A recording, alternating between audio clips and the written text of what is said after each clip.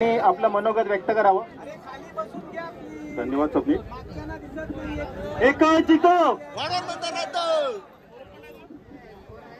सारखं सारखं सरकार आपल्याला त्रास देते, बरोबर आहे?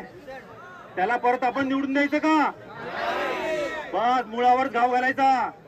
लक्षात ठेवा, एकच माणूस सारखा सारखा त्रास देत असेल तर त्याला आपण हद्दपार केलं पाहिजे। पुढच्या वेळेला भले तो आळस झाले, पण पुढच्या 5 वर्षात तो येता कामा नये। सर्वात महत्वाचं, आपल्या आजूबाजूच्या गावामध्ये सर्व जमिनी खरेदी विक्री मोठ्या प्रमाणात होत आहे, अगोदर ती थांबवा।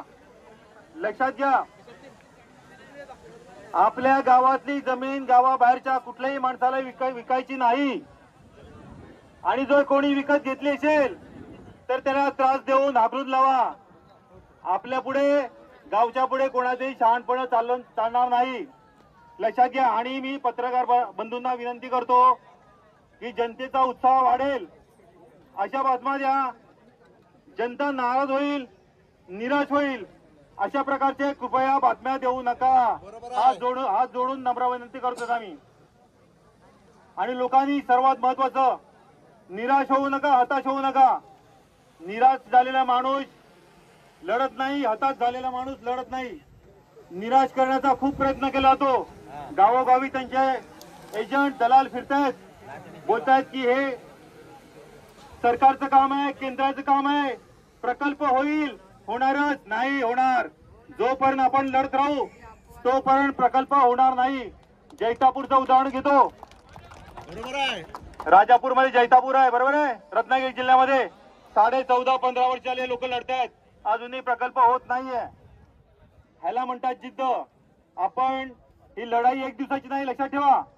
आपल्याला रोज लढावं लागेल। त्यांची लोक रोज काम करतात, कारण त्यांना लाखो करोड रुपये समोर दिसतात। त्यांना तुमची दया नाही, अजिबात कुठल्याही प्रकारची दया नाही। आणि आपल्या गावामध्ये कोणी ज्यांना तुम्ही मतं देता, ज्यांना तुम्ही जवळ करता, ज्यांच्या क्रिकेट टीमला त्यांना बोलावून ट्रॉफी देता, सत्कार करता, ती तुमच्या मदतीला किती येतात? लक्षात घ्या, अशा माणसांनी निवडा। कोणाला मान सन्मान द्यायचा नाहीये, कोणाला मोठं करायचं नाही, चर्चेंनी मोठं करायचं नाही। हा भाई आहे, दादा आहे, हा आहे, कोण नाही। जगात मी कोणापेक्षा मोठा नाही आणि माझ्यापेक्षा कोणीही मोठा नाही, लक्षात ठेवा। आपण सर्व समान आहेत। सर्वात महत्वाची 2-4 मुद्दे लक्षात ठेवा, जास्त वेळ घेत नाही, कारण इतरही आपले बंधू बोलणार आहेत। एक तर जमीन खरेदी विक्री गावात होता कामा नये, आणि ज्यांनी घेतली सर्वात मोठी आपले ही भारतभर करूया आपण जमीन वाचवा मोहीम। जसं संत विनोबांनी काय केलं, भूदान चळवळ, ज्यांच्या जास्त जमीन होत्या त्या भूदान केल्या गरिबांना।